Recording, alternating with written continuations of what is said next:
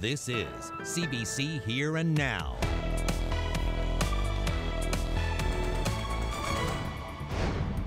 He's a school principal here. Now he's accused of sexual abuse in Alberta. Young hunters, the government lowers the shooting age. Going to get a lot of kids involved when they're at an age where they're really engaged. Calling all men, paint a fingernail, order a pizza, raise awareness of child abuse. You think you're a man? Be a man. Paint a nail for 2 weeks. And it's weekend time. We have cooling temperatures and a chance of drizzle, but there's some sunshine on the menu too. Details on the best time to hit up the pumpkin patch just ahead.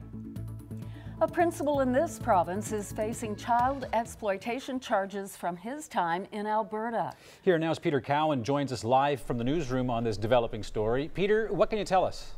Well, yeah, these charges are against George Shepherd, who's 51 years old. He's currently the principal at Fortune Bay Academy. Before that, he was teaching at Christ the King School in Raccoon. As you mentioned, these are charges that are dating from the time that he spent teaching in Alberta, and it was quite a while ago. The charges are for the period from 1994 to 1996. He's facing 2 charges of sexual exploitation as well as invitation to sexual touching, sexual interference, as well as sexual assault. Now, we don't know if these charges were related to his job teaching at the time.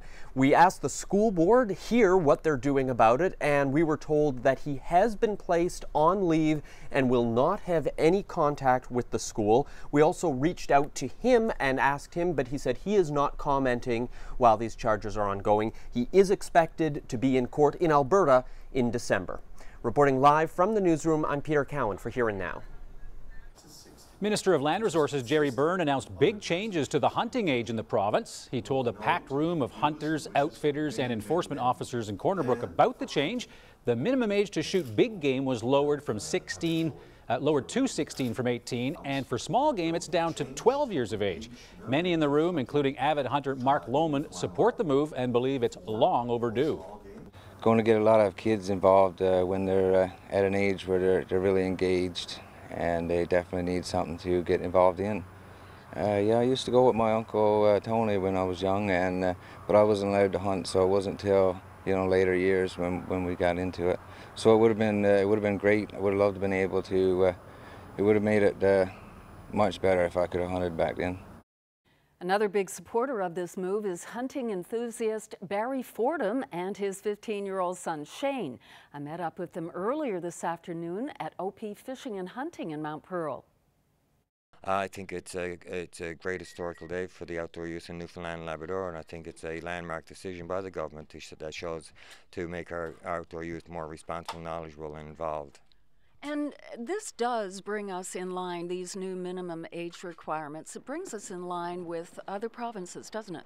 Yes, it does, indeed. As of yesterday, we Newfoundland and Labrador had the highest age minimum in all of North America, in fact. Now it brings us in line in par with the rest of the country. Now, Shane, some people think, though, that 12 years old, that's pretty young to put a lethal weapon in some child's hands, really. What do you say to people? Well, it's not really like they have to go hunting as soon as they're 12.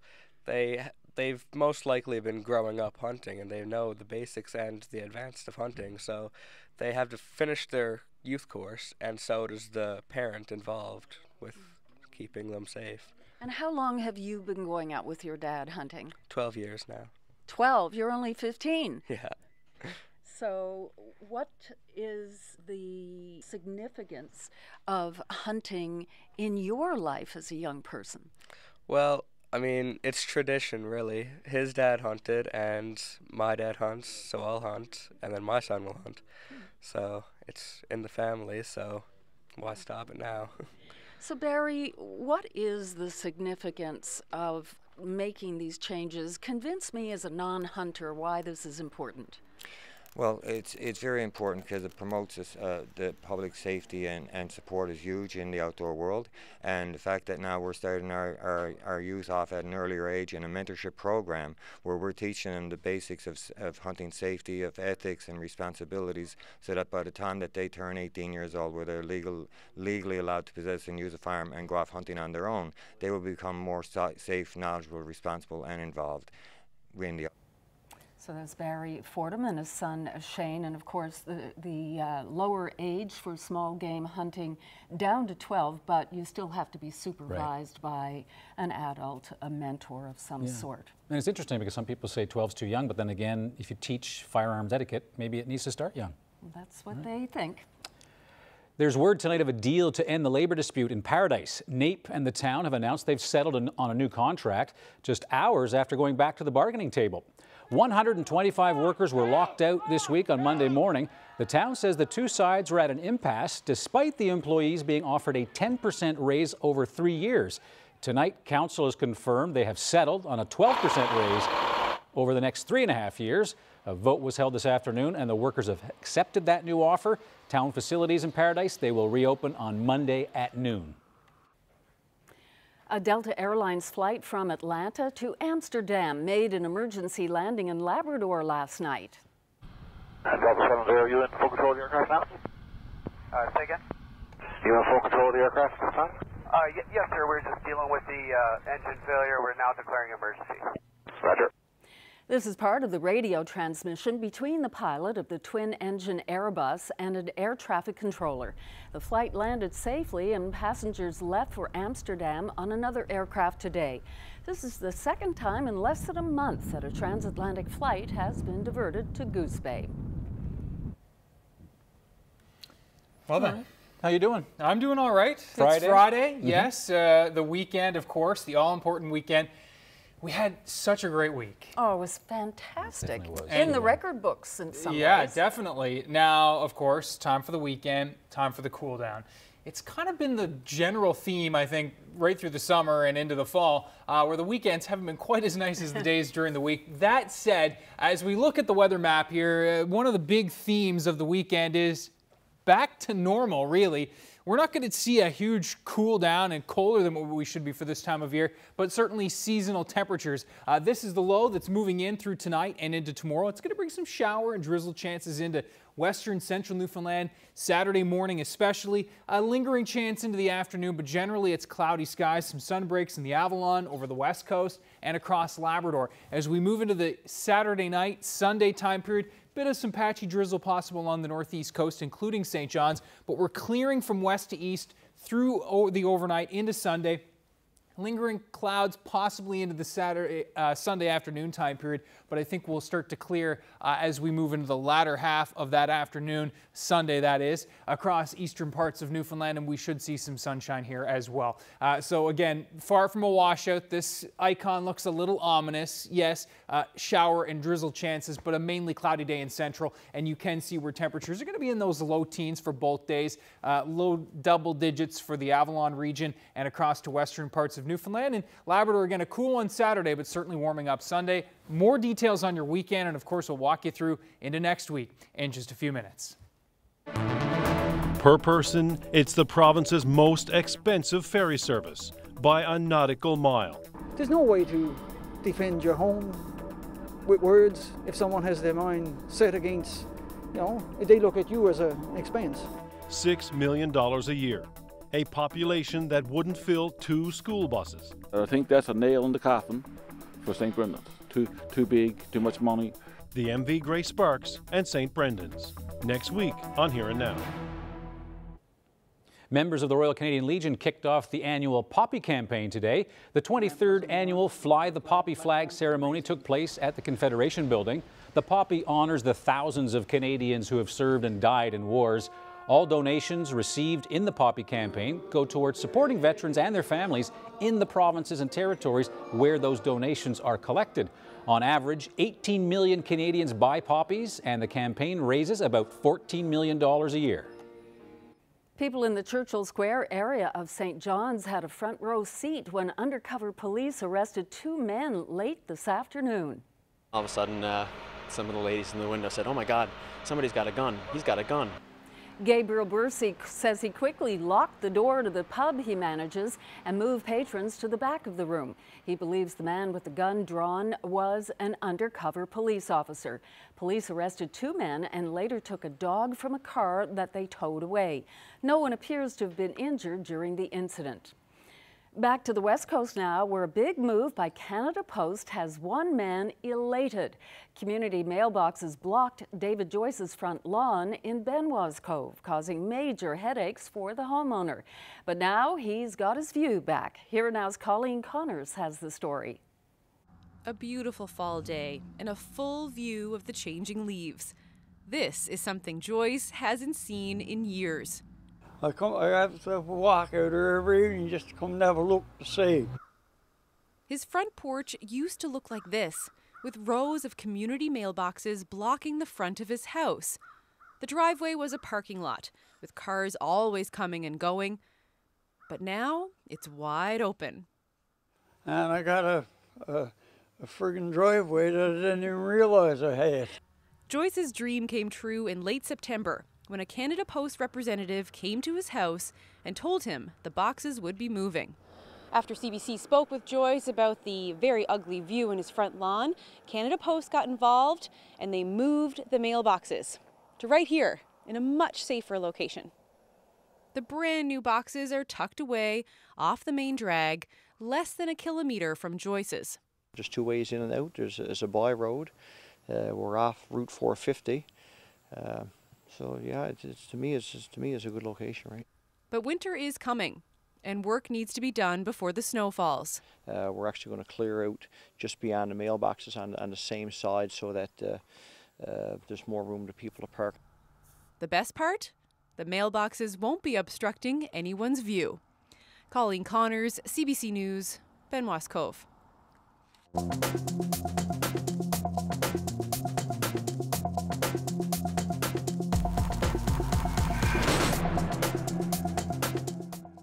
We're at the point in our Access Denied series now where we're talking about taking action, because there are steps that we can all take right now to improve the overall situation. And Ramona Deering joins us now from the newsroom with some ideas. Okay, Ramona, where should we start? Anthony, how about public events and public meetings? If people who are organizing them could think about holding them in accessible places if possible, that would be fantastic. And if they wanted to go one important step further, they could advertise them as accessible, because people with disabilities are so used to being excluded that they might assume that those venues are not actually accessible. Okay, so a bit of planning always helps. What else? All right, are you ready for this one? Oh, let me know. Do not spit on the sidewalks. Okay. Okay, you've got to stop that, Anthony. Well, thank you, Ramona. I'll try to keep that in mind. Okay, so really, no spitting. Yes, and here's the reason why. There's actually a serious reason behind this. People who use manual wheelchairs use their arms to propel themselves forward. That's their power, right? And when you are going through spit on the sidewalk, it's going all over your very expensive gloves that you use to guide your wheelchair along. Nobody wants that stuff all over their gloves. Same thing with bubble gum, right? Think of someone with a white cane who's going along and hits a fresh wad of it. Just nasty. Yeah, right? There's the goo of the gum and I guess the spit. Let's talk about something a little less gross than filthy habits. Other pointers? All right, well, you know me, I'll stick with garbage. Okay.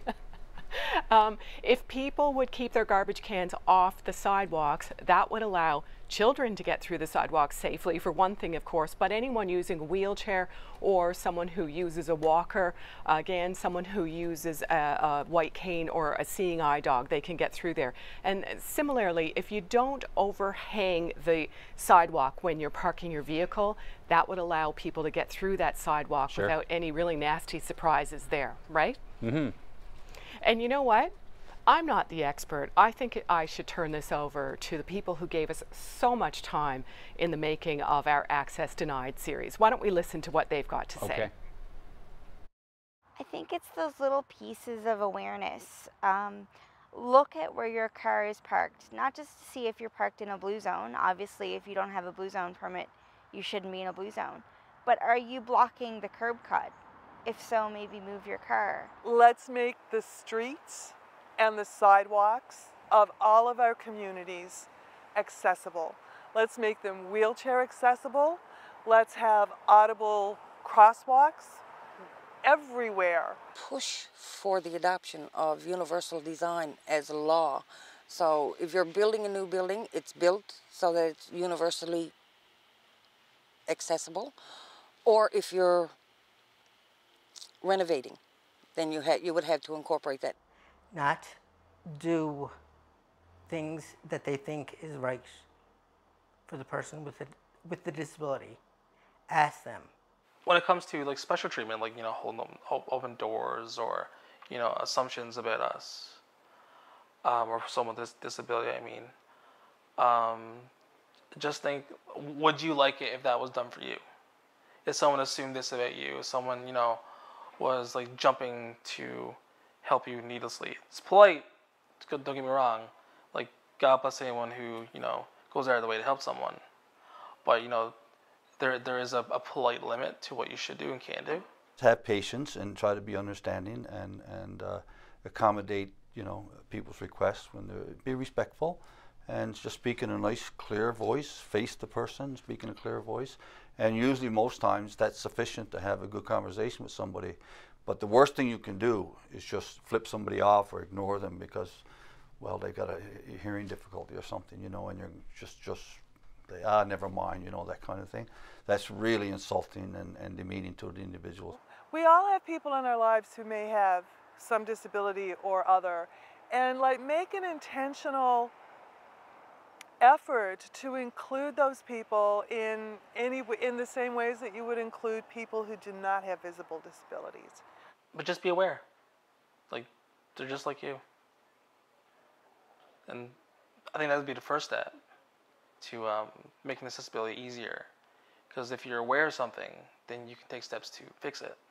Some excellent pointers there from people who know. Ramona, I hope that the reporting this week that you provided changes some behavior out there. Thank you very much. Oh, thank you. And stay tuned. We have more coverage on this issue coming up later on Here and Now.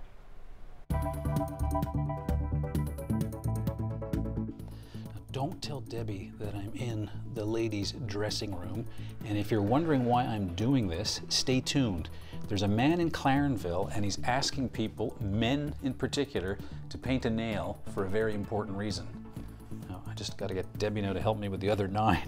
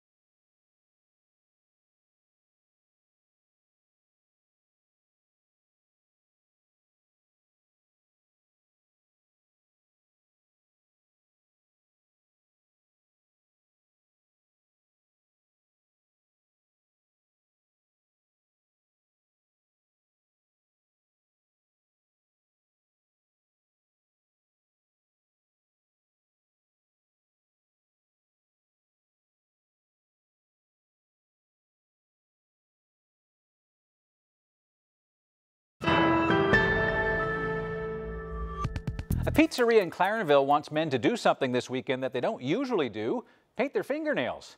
Joining me now is Sean Hart with Donini's Pizza. Hey, Sean. Hello. Now, you don't look to me like the kind of guy who paints his nails. What's going on? Actually, we're doing a campaign called the Polish Man campaign, and it's for men to paint one fingernail, which will represent 1 in 5 girls on average that will be physically or sexually abused before their 18th birthday. All right, so what makes a guy from Clarenville want to encourage men to paint a fingernail for this kind of cause? What motivated you to do this? Actually, it was a couple of months ago when I heard the news story about a man who brought his stepdaughter in to get an abortion. Of course, it was his child.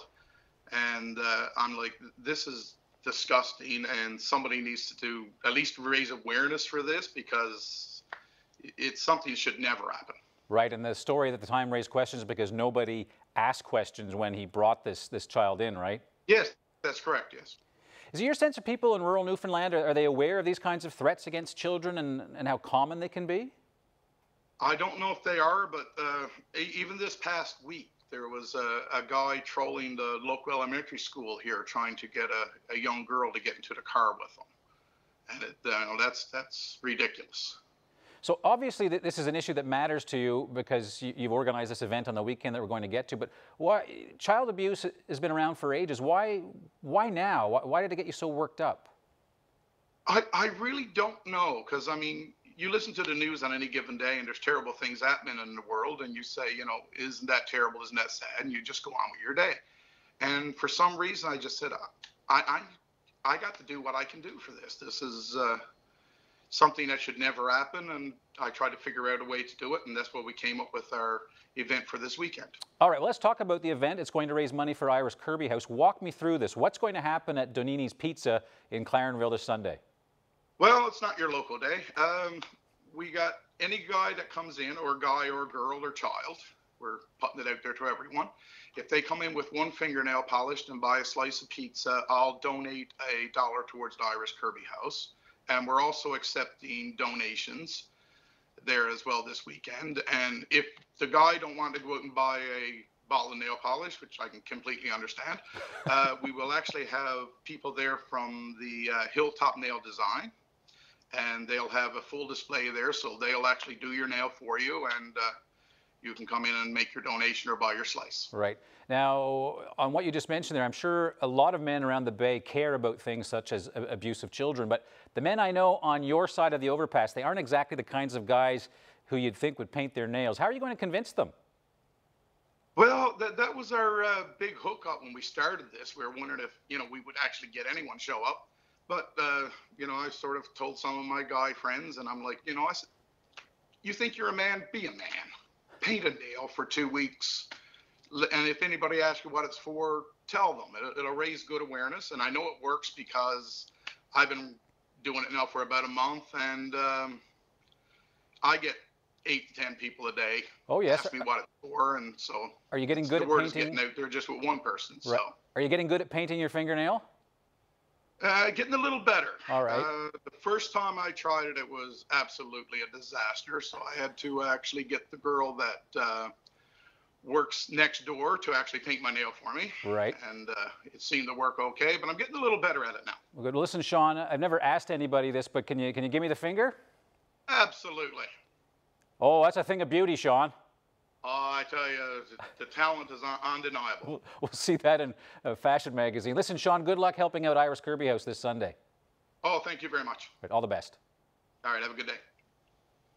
A great cause, but I've never heard anybody say that on Here and Now. I'm sorry, Debbie. I'm sorry. It won't happen again. I'm glad I could actually find some remover. I had no idea how hard that stuff is to get off. How did you get into my dressing room? We'll talk.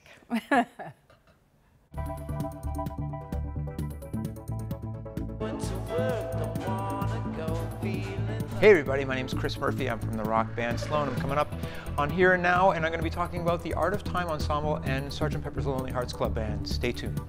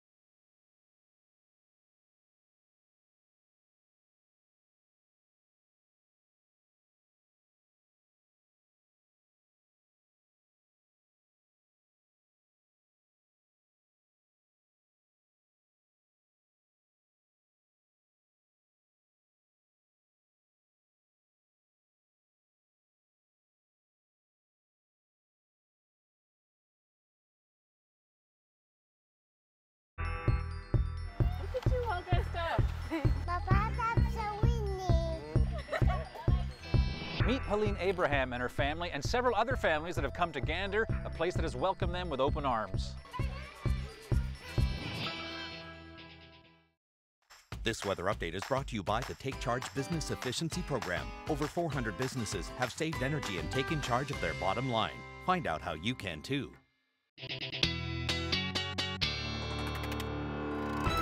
Welcome back once again, and as I always say, the weekend weather, the most important forecast you can deliver. Absolutely. Now I have a picture to start to make us all feel good about the weekend, and it's I think it'll hit home for both of you. Oh, good. Look at this. Whoa. Now, Mike sent this in, and I posted it here because, one, it's the Gander River, which, of course, Debbie has spent so much time on. Second, Mike says this is near a salmon pool, which, of course, will get Anthony Germain foaming at the mouth. Yeah. Did he give you the GPS coordinates for this? He didn't, but I can ask. But what do you think his response would be? Yeah, forget it. Yeah. Yeah. It's my pool. Take a line, Mr. It's gorgeous. Germain. Yeah. No chance. What a shot, though. And again, you can see that nice early morning shot there with a bit of fog. And yeah, it'll be one of those starts again tomorrow and even Sunday as well. We have some fog in the mix, certainly tomorrow morning. How about current temperatures? 17 in Happy Valley Goose Bay, 15 in Corner Brook, so still some warmer air, certainly warmer than what we should be for this time of year. But yeah, big cool down in the east today, thanks to that onshore wind, which was stronger, topping out in those high single digits across most of the Avalon today. Our next weather maker is moving in from the west, and we've been seeing that rain marching down towards southwestern Newfoundland, the Port-au-Port Peninsula on the doorstep, if not already seeing a couple of showers marching into the Corner Brook region. And here's the latest radar. A bit of a blank spot there over the Corner Brook region. You can see to the north and to the south where that is certainly filling out towards Corner Brook, and the future tracker doing a really good job with the timing of this. You can see into the Happy Valley Goose Bay region as well. As it moves inland through the overnight tonight, it weakens, and so we're looking at a few spits here, a couple of showers, some light shower activity or drizzle for central Newfoundland in particular towards the northeast coast by tomorrow morning. Overnight lows in the 7, 8, 9 degree range, a little cooler in the east with light winds and temperatures near 4. Fog patches anywhere from St. John's up to the southeast parts of Labrador and even the north coast tomorrow. So if you are on the roads early, keep that in mind. -4 with partly cloudy skies in Labrador City. As we roll throughout the day tomorrow, note the sunny breaks breaking through over the western parts of the island. I think we will see some sunshine in the mix across the Avalon and perhaps even central, but the clouds dominating most here over central towards the northern peninsula and southeast Labrador. Winds are going to be light, but strong enough to certainly have an influence on our temperatures tomorrow. And that's why I think we do top out in that 13, 14 degree range for central, a little bit cooler, closer to the coast in the east and the west. And again, just 2 degrees in Labrador City for tomorrow. Look ahead to Sunday, and we will see that cloud slowly but surely working off to the east and a little more sun and cloud on the menu across the island on Sunday. In Labrador, yeah, certainly some sun breaks on the menu there as well. Temperatures near 11, and you can see on the island we're a little cooler in the northeast and in St. John's, 10 degrees because of that cloud and still a little bit of an onshore flow, but inland areas in the 12 to 14 degree range. It's Weather Word Day. Scuddy, any guesses? Well, let you think about that, chew on it, and we'll talk about that in just a couple of minutes. Debbie? Thanks, Ryan. A new record store is giving business a spin in St. John's. Sunrise Records held its grand opening today at the Avalon Mall, its 81st store in Canada. Other music retailers have come and gone, but Sunrise is expanding, moving in where many HMV locations have closed. In an age of digital music streaming and downloading, Sunrise Records says it's hoping to capitalize on a growing trend by carrying an extensive selection of vinyl records, nearly 3,000 titles per store. It's always a novelty of going into a new place and seeing what's there, what you can't find elsewhere. There's also been a bit of a vacuum here lately, so I think that's going to we're going to fill that niche, fill that need. To just kind of come in, see what's here, and have something physical in your hands, right? People like to have that interaction of, hey, here's my money, and I get something physical for it, right? An actual tangible object. So I think people are excited for it. Well, tonight, the Newfoundland Symphony Orchestra is trading in Mozart and Beethoven for Lennon and McCartney. The NSO is holding its annual fundraiser at the St. John's Arts and Culture Centre, and the Symphony has enlisted the help of some famous friends. Here now's Jen White brings you this sneak peek of tonight's show. You're in for a special treat, the Beatles like you've never heard them before. A celebration to mark the 50th anniversary of an iconic album, Sgt. Pepper's Lonely Hearts Club Band. 60 musicians from the Symphony teamed up with Toronto's Art of Time Ensemble. They pride themselves in putting together events where you have a fusion between pop culture and high art. They've had arrangements made of this music, wonderful orchestral arrangements that highlight different sections of the orchestra. So it's a real pleasure for us to work with them. Going to work, don't wanna go, feeling low down. Art of Time are getting by with a little help from their friends. Singers from some notable Canadian bands, including Chris Murphy from Sloan. It's really exciting for me to sing with an orchestra, but it also makes me feel like I'm actually not a musician, because these guys are all heavyweights. Even though he's a self-proclaimed Beatles expert, Murphy says he's a little out of his element. There are some orchestral flourishes and embellishments that they just made up. So I'm like, so it's like, go. I'm like, what? So I have to memorize all these things. Murphy thinks it will be fun for everyone, from the Beatles aficionados to the casual fan. Well, everything they've done is super fun, and as a musician, like, I get to be a fan on the stage because I'm a Beatles fan, and oftentimes if I'm watching a rock group, I'm like, I could do that, or I wouldn't have done that. But with the orchestra, I'm like, what's going on? You know, I let it sort of wash over me like a non-musician, even though I technically am. The musicians are set to take the stage at 7:30. Jen White, CBC News, St. John's.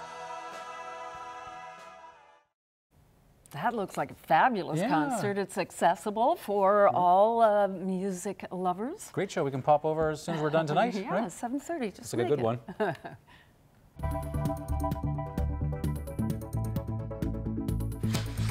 This is my solo record. And still with music, he may be gone, but tragically hip frontman Gord Downie is still delighting his fans. 10 days after his death, Downie's new solo album, Introduce Yourself, is out today. It features 23 new songs, each one about a person who Downie said left a mark on his life.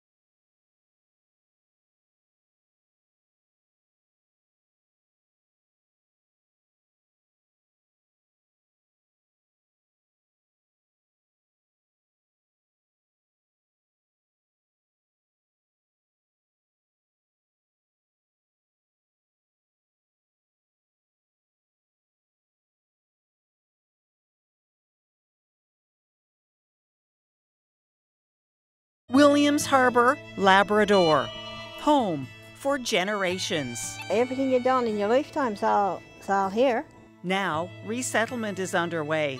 Families are packing up houses, boxing up memories, and shutting down the town they called home for so long.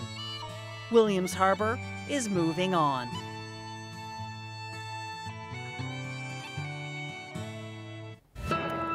And welcome back to Here and Now. Gary Hall wants to, more than anything, to be on the stage. That's a desire a lot of people share.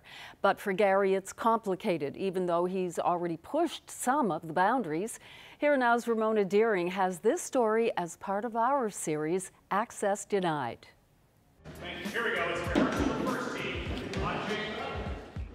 On the set of the CBC TV series Little Dog in St. John's this summer, Joel Hines is the star. But our eyes are on one of the background actors, Gary Hall. As an extra, he'll spend hours here, loving every minute. It was fun and really, really excellent. It was really long.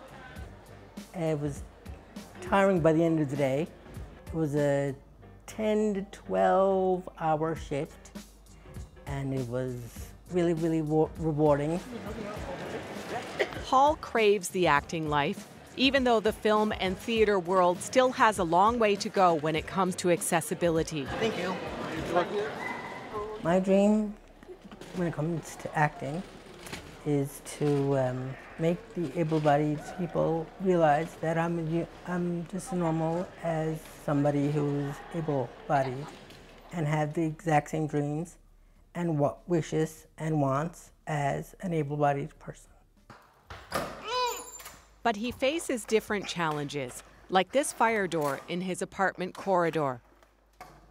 He'd like to be involved with community theater, but he's not. Transportation can be one of the challenges, plus the stairs leading backstage and onto the stage itself. Being able to get in and out of a costume. Being in a wheelchair, it's extremely difficult. I started performing professionally when I was 11 years But there are actors who have broken down barriers, including his hero, Ali Stroker, the first wheelchair user on stage on Broadway. And then I was like, well, I don't know if I'm ever going to really perfectly fit in. I found She fought to get her way. And so has Hall, in a gentle way. I always wanted to be on Republic Oil. And I said, I've never ever seen a disabled person on a TV show. He bumped into the casting director, and sure enough, in season 5, he says he became the first person on the show who uses a wheelchair. Oh, it was a dream come true. It made me feel really good that I was able to be part of something bigger than myself. Humble words from a man who has done his part to push past barriers. Right there. Ramona Deering, CBC News, St. John's.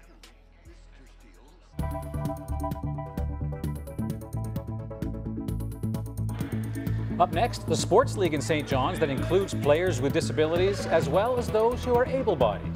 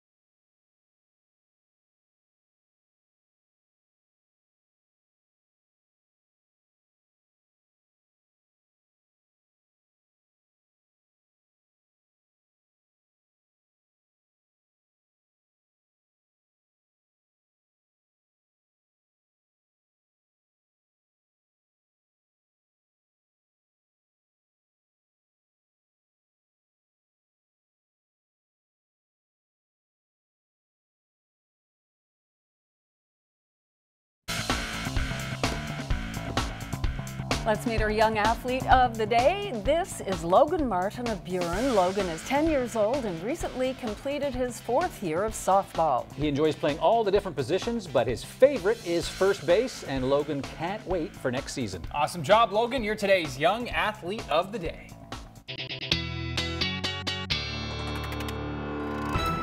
Okay, so just before the break, you put up the weather word. Are we going to talk about that right now? Absolutely. I've never heard of it before. Scuddy? Huh? Any guesses? I don't know, but it does not sound like it's something good or you want to be. That's true. And misty, showery, uncertain, sudden scuds of gusts or wind. So a little bit of interpretation there, but a little source there from 1924, where you can see it was mentioned. I love scuddy weather. That's the best part, in my opinion. But anyway, from the Newfoundland Dictionary, scuddy, our Newfoundland and Labrador weather word of the week. So, and I just posted that on Facebook. If you want to tell me whether you've heard it before, whether you've used it before, I'd love to hear your feedback on my Facebook page. Okay, so here is the weather maker that will bring a little bit of the potential for some scuddy weather for the overnight and into the early morning hours. Again, that front really weakens as we move throughout Saturday. Mainly, it's dominant clouds to worry about across central western parts of Newfoundland early on, then just central into the afternoon as we start to see some sunshine appear over the western half of the island. Sun breaks on the Avalon as well, and the best chance of sun tomorrow will be western to central parts of Labrador. Roll forward into Sunday morning. You can see where we've still got some lingering cloud cover along the Avalon and the northeast coast, but that will clear into the afternoon as that area of high pressure moves in. Temperatures, though, in that 10 to 14 degree range. Again, more sunshine than not in central Labrador with increasing clouds in the west. And that is thanks to this system, which will be passing off to the north, holding hands with our big weather maker for early next week. The timing of this will obviously be key. Right now, it looks like we will see a chance of some late day showers moving in to Labrador City on Monday, with the rest of us looking at increasing clouds from west to east. Temperatures, once again, generally 12 to 14 on the island, with that wind strengthening from the south. Rolling forward into the all-important Halloween forecast, it looks like this system moves through Monday night into Tuesday morning with showers at times, even a little on the steady side, some gusty winds as well, but then clearing from west to east. Tuesday afternoon into some sunshine central, west, central, and then finally the Avalon through Tuesday evening. 6 hours is going to make a big difference here, and we're still 5 days out, so we'll keep you posted. But right now it looks like that lingering chance of some really, really gloomy, spooky showers on the Avalon. Temperatures fairly mild, 11, 12 degrees across the island, give or take. Those southerly winds keeping us warm on the Labrador side of things. Yeah, note that straight up frightening snow in Labrador City. The Dancing Mummy doesn't seem to be bothered too much by it. We'll, of course, keep you posted on that over the next couple of days. Anthony Germain, very impressed by the Dancing Mummy. But by the time we get to Wednesday, we're clearing back out, and it's high single digit time rather into early next week. And Labrador again, it looks like we'll see clearing skies through Halloween. Big cool down coming for Lab West for sure into mid next week. That's your forecast to now, Debbie. As our Access Denied series comes to a close, we thought we'd end on a fun story. There's a sports league in St. John's that has players with disabilities and those without. The Dodge Dive Donate League is a fundraiser for Easter seals. Here are some of the players talking about what it's like to take part in the league. I'm very athletic, so I just love the aggression of any kind of sport. Anytime I get to get on a court. I like how inclusive it is. There are many, many, many able-bodied athletes, and then there's a very few number of disabled athletes, but everybody's always welcome to come and join and just give it their all. It's a lot of fun, especially just with people, with like able-bodied people. It's really nice to do it all together. I had 2 players on my team that were in wheelchairs, so I would help the board kind of set some rules for them, because obviously, though they're included and equal in all the rules that everybody else is included in, we added just a couple extra rules for them where they can be hit, and an extra player, when a certain number of players are left on the floor, an extra player can come back just to hand them balls and help them out a little bit, just because reaching a ball from wheelchair is a little bit more difficult. But other than that, really all the rules are the same, and that's what they want. They want to be as equal as everybody else on the floor. I think you automatically are intimidated by a chair, but once they got used to me and my nature and how I play, I think it became a lot easier for the other athletes to be able to throw the balls at me and hit me hard. No one wanted to hit me at first, and it was like, if I'm just gonna sit in the middle of the floor, it's no fun. I want to get hit. I want the adrenaline of getting going. I've worked with people with disabilities for a really long time. I've been a volunteer here at Easter Seals since 2013, even before. So I'm also very comfortable with people in wheelchairs and any disability. However, it's exciting for me to play because when we do play a different team who doesn't have that experience, it's a teaching opportunity for me to kind of say, hey, they're the same as everybody else. Here's just a couple adaptations to make them feel a little bit more comfortable, but we're all the same. They want to be hit just as hard as anybody else, because I know there's always a hesitation to throw that ball at someone in a wheelchair. But all the teams have been amazing and very inclusive with all our players.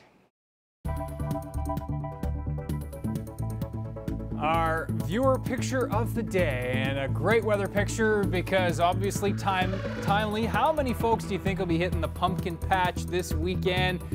And where do you think this pumpkin patch just happens to be? We'll let you know after the break.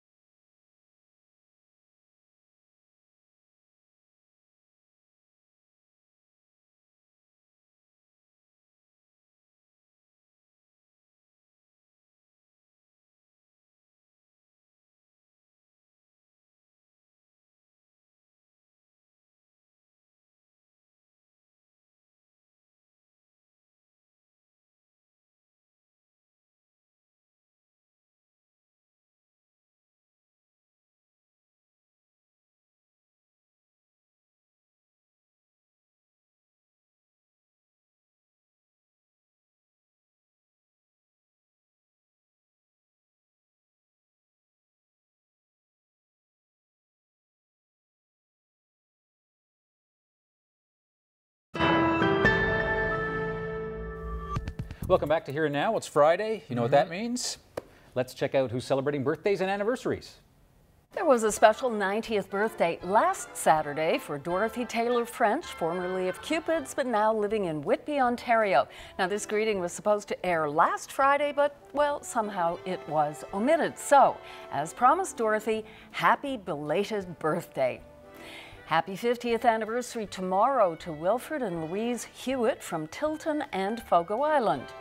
Happy birthday to Charlotte Piercy of Port Union, celebrating birthday number 92.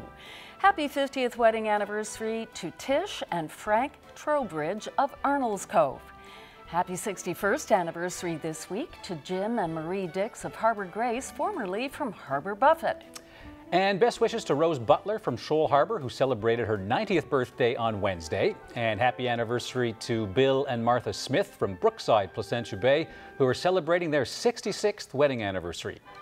Also, Newman and Vella Harris in Happy Valley Goose Bay celebrated 54 years of marriage this week. And a happy 54th anniversary as well to Ray and Golda Guy living in St. John's, formerly of Leading Tickles.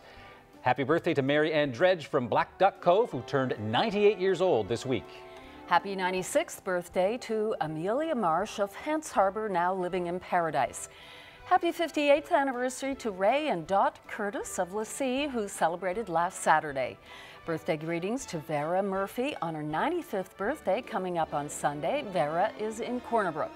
Happy 95th birthday to Lillian Hillier, who's in Deer Lake.